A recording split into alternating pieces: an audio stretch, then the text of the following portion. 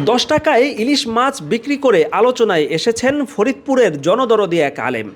গতকাল দুপুরে ফরিদপুরের বিশ্ব জাকের মঞ্জিল উচ্চ বিদ্যালয়ের মাঠে 10 টাকায় ইলিশ বিতরণের খবর শুনে সেখানে জড়ো হন বিভিন্ন গ্রাম থেকে অন্তত কয়েক হাজার মানুষ। জানা যায়, আসন্ন সংসদ নির্বাচনে এমপি পদপ্রার্থী মুফতি রায়হান জামিল পরিচালিত আল মানহাল ফাউন্ডেশনের উদ্যোগে এই অভিনব আয়োজন করা হয়েছে। একজন অসহায় গরিব মানুষ সারাদিন ধরে কাজ করে যে টাকা উপার্জন করে সেই টাকা দিয়ে চাল, ডাল, তেল এবং তরকারি কেনার পর আর ইলিশ মাছ কেনার মতো তার অতিরিক্ত কোনো টাকা অবশিষ্ট থাকে না। তো এই গরিব মানুষদের দিকে লক্ষ্য করে আজ আমি মাত্র 10 টাকা করে ইলিশ মাছ দেওয়ার উদ্যোগ নিয়েছি। হতদরিদ্র মানুষকে সাধারণত চাল অথবা লুঙ্গি গামছা দেওয়া হয়, কিন্তু ভরা মৌসুমেও চড়া দামের কারণে ইলিশ মাছ খাওয়ার স্বপ্ন পূরণ হয় না দরিদ্র বহু মানুষের।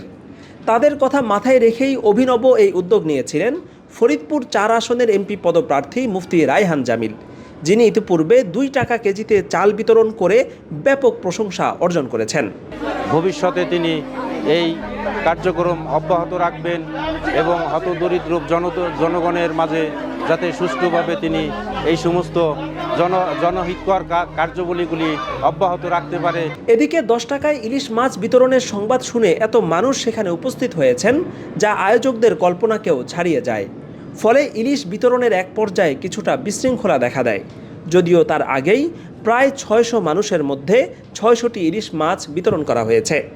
এরপরে উপস্থিত জনতার চাপে পরিস্থিতি কিছুটা নিয়ন্ত্রণের বাইরে চলে যায়, যার পেছনে স্থানীয় মানুষজনের অধৈর্য এবং হুড়োহুড়িকেই অনেকে দায়ী করেছেন। যে পরিমাণে মাছ ওনারা নিয়ে আসছিল সেই পরিমাণ মাছ যদি আসলে সবাইকে সুষ্ঠুভাবে দেওয়া হতো তাহলে সবাই মাছ পাইতো, ঠিক আছে, কিন্তু উচ্ছৃঙ্খল জনগণের চাপে ওনারা মাছ ফালাই দিছে। পরে মাছ হুমড়ি খেয়ে লোকজন মাছ চিলুবিলু করে মাছ নিয়ে গেছে।